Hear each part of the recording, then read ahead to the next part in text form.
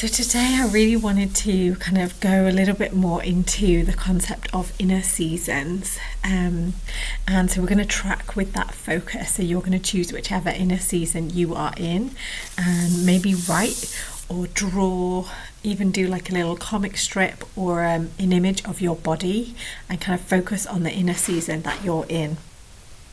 So for anyone that hasn't come across this concept before, your menstrual cycle follows seasons, much like the seasons of the year. So your inner springtime is from kind of day 4, 5, 6 when your bleed is ending, all the way up until when you're feeling the cervical mucus around ovulation really coming in. So that's usually kind of 10 to 18 days long, depending on how long your menstrual cycle is. So that's your inner spring. Inner summer is a bit shorter, like 4 to 6 days, and that's ovulation time. And then after that, and many people feel this transition as our energy kind of lessens, we move into inner autumn, so post-ovulation, so our luteal phase of our cycle, and that continues all the way until inner winter time, kind of a day or maybe 2 days before you begin your bleed. So like in a classic cycle, that would be day 26, 27, 28, and then day 1. But in a longer cycle, that might be longer. Some people only feel it like the afternoon before they bleed, you know, that feeling of, you know, your period's coming in the next day or so. I feel like the light is so bright in here that it's making my eyes really shadowy. I hope it's not freaking anyone out. So that's the inner seasons of your menstrual cycle. The lunar cycle follows those same seasons. So when the moon is waxing, it's inner springtime. The full moon time is inner summer. So we're pretty much at that point in the lunar cycle right now. The full moon is tomorrow. And then after the full moon, when the moon is waning, that's our inner autumn of the lunar cycle. So where we're kind of going more inwards, clearing out. And then the inner winter time is around the new moon time. So again, like 3-4 days of that energy. And obviously there are also the seasons of the year overlaid on that. And then there are seasons of your entire life cycle. So your life cycle from kind of birth until 14, some people would argue 24 is your inner spring. So it's either with looking at up until your first bleed, but some people argue that it's more until you become a mother, or you mother your work into the world. If you're not going to have babies, then thinking about motherhood as being that time that you're bringing out your most important work, or like really elevating your career. Caring for a plot of land or a house and really transforming it so that you can see the evidence of the work. So yes, we've got maidenhood is inner springtime, then motherhood is like ovulation, full moon, inner summer time, and that's kind of 24 to 44, or maybe more like 14 to 40. And so take the ages in the way that it serves you. And then your inner autumn is kind of like mid-40s all the way through until mid-50s or maybe 60. So that's your perimenopausal time. And again, that's a little bit, it moves a little bit. And for most people, the earlier that you started your bleed, the earlier you'll begin your perimenopause. So you'll kind of have the earlier range of these ages. But if you had your bleed come like more like 16, then your menopause is likely to be later, so your perimenopause is likely to begin a bit later. And then your menopause is your inner winter time, the time of wisdom. So there is so much more to kind of dive into around these seasons. I'll send you a link in the email, but the book that you want to read is Wild Power by Shani Wurlitzer and I forget her first name, Alexandra Pope. So yeah, I'll drop you the link, but I have actually made a workbook based on the concepts that they talk about in that book.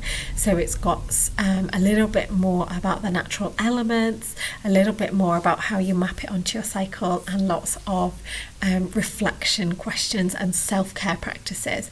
And as a special bonus to everyone this week, I am sending that workbook out to you. So I worked on that a few years ago, and it's just about to kind of have a full rework, but today it's still like so useful. There's so much in there, so I invite you to have a dive in, particularly into the inner season that you're in right now. And if you don't have a menstrual cycle, remember I said we're in the inner summertime of the moon cycle, but of course we're also in the autumn time of the year, so maybe you feel called to reflect on the autumn or the summer. So I am in my inner autumn. It's autumn, and I am looking towards moving into the autumn time of my whole life cycle. So to track, I'm going to do the same as we did the other day. So I'm going to pop the date down. It is the 17th already of 10th, 24, and I'm going to put full moon because it's tomorrow, but you have that kind of energy. I'm going to put in Aries actually, so I remember, and I'm going to put that I am day 23, inner autumn. So I'm going to take some time to reflect when I'm tracking today on what autumn is meaning to me right now. And you'll see more of this in the workbook, but some of the classic kind of gifts of our inner autumn time is that we start to see things with some more clarity, and we start to have clearer vision about what is BS and what we want to let go of. Maybe that's people, maybe that's things that we're spending our time on, and we start to get clearer and more focused on the things that we want to invest our time and energy into. We're also going to start to feel more tired, more need to rest. We have a little bit of a need to increase our calories at this time in our cycle in your inner autumn. So you might be craving sweet foods because your body is telling you that you need a bit more. So things like sweet potato are good. Like really warming foods as well. So we had cauliflower soup to eat today, and that felt really, really great. Inner autumn, what else? So the shadow side of inner autumn is that we might get really irritated by small things or seemingly small things, but if we get really, really irritated by them month on month on month, then we need to take that as a message around that area of our lives needing a shift or a change. We might get frustrated that we haven't made the changes that we were hoping to make the past cycle, so we get another reminder of that. And it can be because we have this clarity and this kind of like ability to see through the crap, our inner critic can get quite loud, and so it's about balancing that that relationship that we have with our inner critic, who's very good at seeing the truth, but also we don't want to turn that in on ourselves.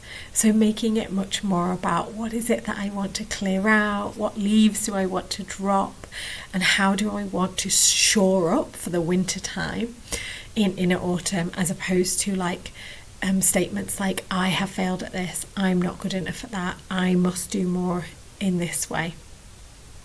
So I'm going to take a little bit of time to kind of write that through, and my inner critic voice has been quite loud actually through my inner summer, and moving into this inner autumn for me this past cycle. So I will have some stuff that I want to unearth and kind of clear out. So the way that I'm going to do that with my tracking today is I'm just going to do longer form stream of consciousness writing. So I'm literally going to let everything pour out on the page, and I'm not going to make you like stay here while I do that, because it might take like 15-20 minutes. But when you're writing in that way, it doesn't really matter how it looks. You're not necessarily going to reread it. And if you can't get started, then start off by saying, this inner autumn my inner critic says, or this inner autumn I want to let go of. And so you're making a really open-ended statement. And when you're writing as well, if you get to the end of a page, you can just write back over the words that you've written, so you're kind of creating layers of writing that you wouldn't be able to read anyway. And so again, it's the process of the writing that is giving you the track